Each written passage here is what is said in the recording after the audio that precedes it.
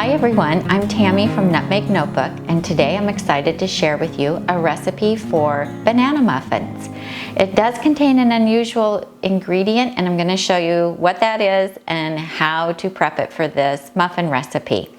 I'm going to take some dry quinoa. This happens to be from Costco, and it is a pre-washed quinoa. So I don't have to rinse it, and it works perfect for this recipe because I want to grind the quinoa and turn this into a powder.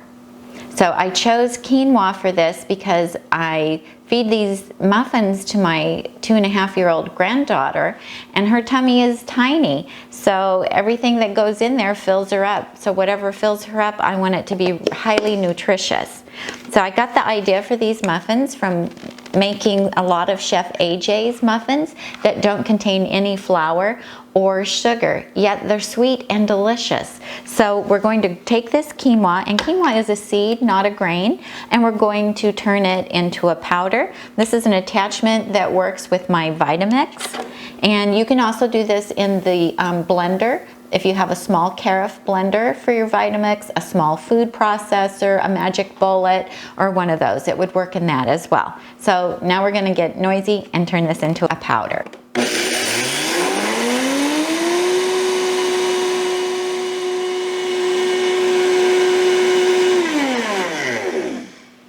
That's about all it takes. Now sometimes there will be a few little seeds on top that didn't get ground, and when I'm doing it, yep, sure enough, there is.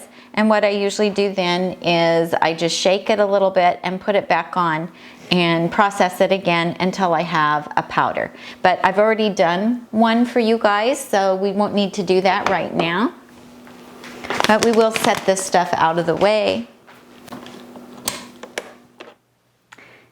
Now that we have the quinoa ground into a powder, we're ready to mix up the muffins. So the main ingredient, of course, is bananas, because they're a banana muffin. And today I only had one good ripe banana. So for this recipe, I want them to be really spotted with a lot of brown spots so that they're super sweet. And today I only had one. The rest were all green or just pale yellow. But I did have some in the freezer. So if you're a plant-based eater, you probably do the same thing I do, that you keep a lot of bananas in your fruit bowl, and when they get super spotted and ripe, you peel them, put them in a gallon-size Ziploc bag, and toss them in the freezer. You can use frozen ones for this. So for this particular recipe, you're going to need 20 ounces of banana. Now, the reason I got it down to the science of weighing them is because bananas come in so many different sizes. They can be small. So if I told you 6 bananas, someone might use 6 really large bananas, someone else might use 6 small bananas, and then the ratio for the dry ingredients would be completely off. And baking is a little more of a science than regular cooking, so we've got to be fairly consistent with the ingredients that we combine in order to come out with a good result. So 20 ounces works really great. I've made batches and batches and batches of these to test, and that's what works the best. Now, I know that not everyone has a food scale in their kitchen, so the last time I made these, I did measure the bananas after I weighed them. I mashed them and then measured them out, and it came to 2 1/3 cups. So I hope that helps everyone. When you have them frozen and you thaw them out, you do get a lot more liquid than you would if you were just peeling the bananas fresh out of your fruit bowl. Sometimes the extra liquid that I get does mean that I have to add just a little bit more oats, but generally it works pretty well. So I'm just going to empty these into my bowl, and then I'm going to use a potato masher just to mash these up. If you don't have a potato masher, you could use a fork. So most silverware sets come with that big fork for serving, and that works really well for mashing bananas too. And we're not looking for a puree here. We're just looking to get them mashed up. And it's okay if you have, a little lump of banana in the muffin. And I wanted to say that these muffins are not going to be the soft crumb, fluffy muffins that perhaps you used to make. These are very hearty muffins. They have some bite to them. They're dense, but they're delicious. I think you'll really like them. My granddaughter just loves them. So we've got these nice and mashed, as you can see here. And then I'm going to add 1 cup of unsweetened applesauce to this, just for more moisture. These muffins are oil-free, so we have to have something to replace the oil, and the applesauce and the bananas gives us moisture. So then we'll stir that up. I'm done with my potato masher, so we'll get that out of the way.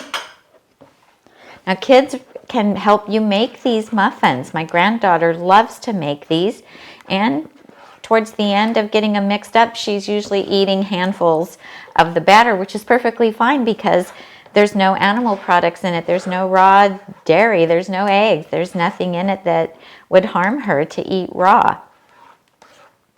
Okay, then I like to add my spices next, just so I can get them incorporated really well, and also my baking powder. So this is a tablespoon of baking powder.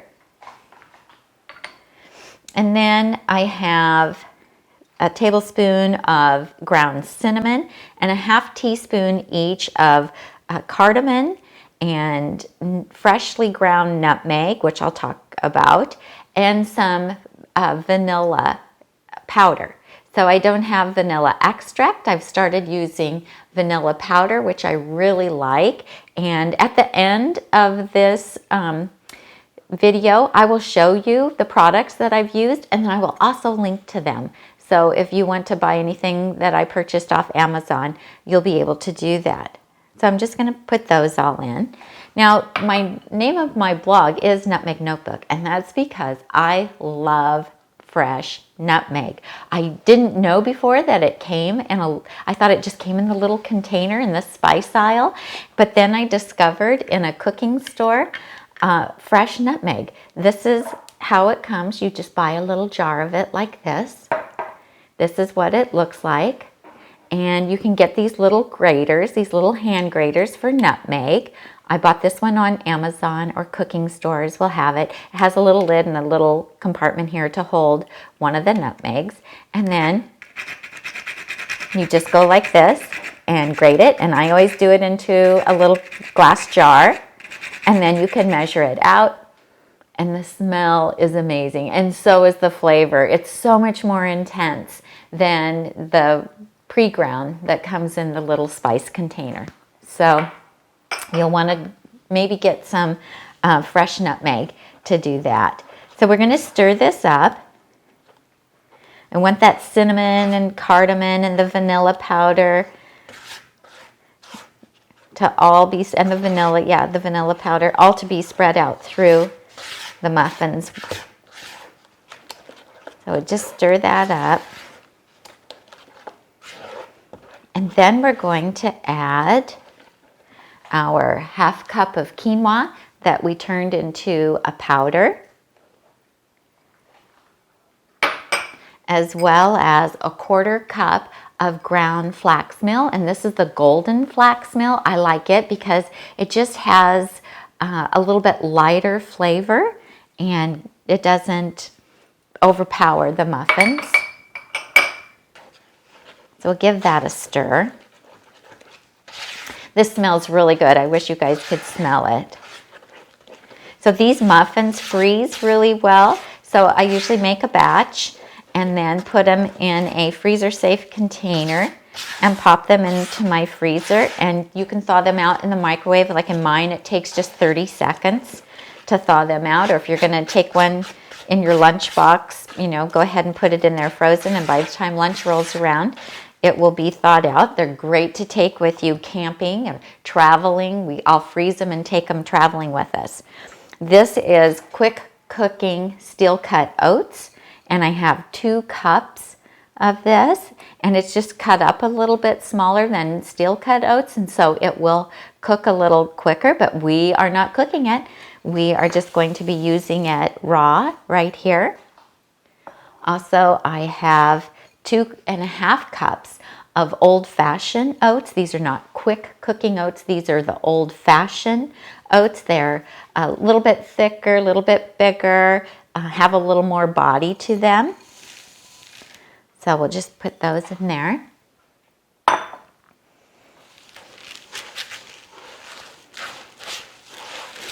Looks like this is going to be a perfect ratio. So when I was making other muffins that had pieces of fruit like blueberries in them or dried fruit like raisins in them, our granddaughter would just pick the fruit out or the raisins and she'd leave the rest of the muffin behind. So I wanted something that she would eat the whole muffin and not just pick out what she thought was the best part. And these muffins are great because she'll eat a whole muffin. And of course she wants to eat whatever we're eating, and since we eat these, she thinks they're pretty special. Okay, so that's what the batter looks like. You can see that it's pretty thick, and I'm going to show you how I put it into the pan to make sure that I have even muffins. So this is a non-stick pan, but even though it's non-stick, if I was to just put the batter right in the pan, I would still need to oil it or something to keep them from sticking because they would want to stick. So I use these large baking cups that are made from parchment paper. And I tell you, they work like non-stick. They're amazing. I get these at Whole Foods, but I've also seen them at regular grocery stores and cooking supply stores. So I keep these on hand, and I will freeze the muffins in these, and it works beautifully. So I just take a 1/2 cup measuring cup, and I put the batter in that.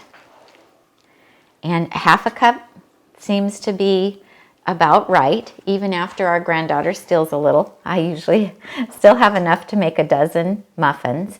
You'll want to preheat your oven to 350 degrees. And then you're going to bake these for, it's going to be 30 to 35 minutes. It just depends. So like today I'm going to make these, bake them in my Breville Smart Oven Air, which is also a air fryer as well as a little oven, a little toaster oven. And it doesn't heat up my whole kitchen, which I really like. And it preheats fast, so if I'm just doing something like 1 tray of muffins, I don't want to heat up my big double oven for 1 little tray. So it'll kind of depend on your oven, how hot your oven runs, as to how long you need to bake them. So these are going to rise just a tiny little bit because they're pretty dense, but we do have that baking powder in there. You need to kind of shape them with the spatula because pretty much whatever shape they go into the oven is the shape that they're going to come out since they don't rise a lot. So I just use the back of the spatula, pat it in there because I like a nice looking top on them. And you just keep doing this, repeat this until you get to the end. And if you have any extra batter, you can either evenly distribute it amongst the muffins, or you can snack on it. So I'm just finishing up here, getting the last one in. And I just want to say that for the spices, if you don't like nutmeg or you don't like cardamom, go ahead and leave it out. If you like more cinnamon, boost it up a little. If a tablespoon's too much, cut back a little. So you can just customize these however you'd like. Okay, we're ready to put these in the oven as soon as it's almost to temperature. Okay, the oven's reached temperature, so I'm going to put these in the Breville Smart Oven Air. It's an air fryer and a toaster oven and a dehydrator. It's great. We use it all the time. I love it. And I really like that it will accommodate a 12-cup muffin pan, as well as a 9x13 casserole dish. I have it set for 30 minutes, so we'll just let those bake. And next I'm going to show you all the products that I used to make this. And while those muffins are baking, I just wanted to show you the bags from the items that I used in this recipe. So the quinoa I had shown you earlier when we ground it, and this is pre-washed quinoa, which is really important to make sure that you get the pre-washed to do that. Then the quick cooking steel cut oats. These I get at Costco, as well as the quinoa. I am a Costco shopper. The unsweetened applesauce I also get at Costco. I think 4 of these come in a container, which is great. And then the golden flaxseed, which is ground. I also buy that at Costco. And then from Amazon, I buy this vanilla powder. And vanilla has gotten really expensive. But this powder goes a long way. I think it's really strong. It's just ground vanilla beans, and I really like it in my baking. Then I wanted to show you how I make my own mixes. So if I'm getting all of the ingredients out to make the muffins, I want to make it worth my while. And I'll go ahead and mix up some muffin mix in these containers. So I just wanted to show you here. So on the bottom, I have the quinoa that I ground into a powder. And then I have the steel cut oats, and then the old-fashioned oats, and the ground flax meal, and the baking powder, the cinnamon, the nutmeg, the cardamom, and the vanilla powder. So it only takes a few more minutes to measure these out and make some extra. And then I label them. And on that label, it just says muffin, banana muffins. And then I put on there that I need to add 20 ounces of banana and the 1 cup of applesauce. And this makes it really easy. So, you know, if it's something that I'm making fairly frequently, which I make these muffins about once every 2 weeks, so now I don't have to measure all the ingredients out. It's great if you're going to have company, and you can just pull one of these out, add the wet ingredients, and away you go.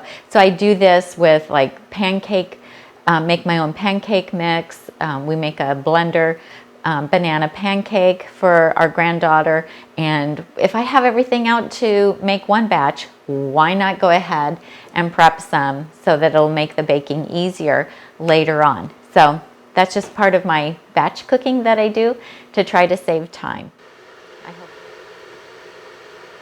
Okay, our muffins are done, so we'll go ahead and take those out.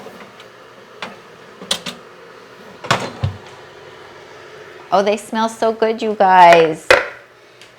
Here we go. So you can see that they do rise up a little bit because of that baking powder, but then as they cool, they're going to flatten back down just a little bit, and they'll just be a little bit roundy there. And I love using the parchment paper for them. And of course, once they're cool, the parchment paper pulls off even easier than this. And I will have a companion blog post. Woo, that's hot. I just want to open it up and show you inside. Little chunk of banana in there. They're really delicious. They're moist, hearty, and delicious. So I'm just going to have a little taste. It's a crime to make it and not taste it. But it's hot. See all the steam coming off of it? They're so good. Delicious. So there will be a blog post on my blog at nutmegnotebook.com to go along with it. I will have links to the different products that I used in making this recipe. And also I want to tell you to please subscribe to my YouTube channel so that when I make new videos, you'll get those in your, you'll get an email notification that I have a new post up. And if you like the videos that you've seen, I would like you to know that I also have a Mexican Fiesta cooking webinar that you can purchase. And I make recipes to do a whole Mexican buffet. I show you how to make everything, and it also includes a PDF with all of the recipes that you can print out. So I'll post a link to that below, and also you can find a link to it on my blog at nutmegnotebook.com. So thank you for watching today, and happy cooking.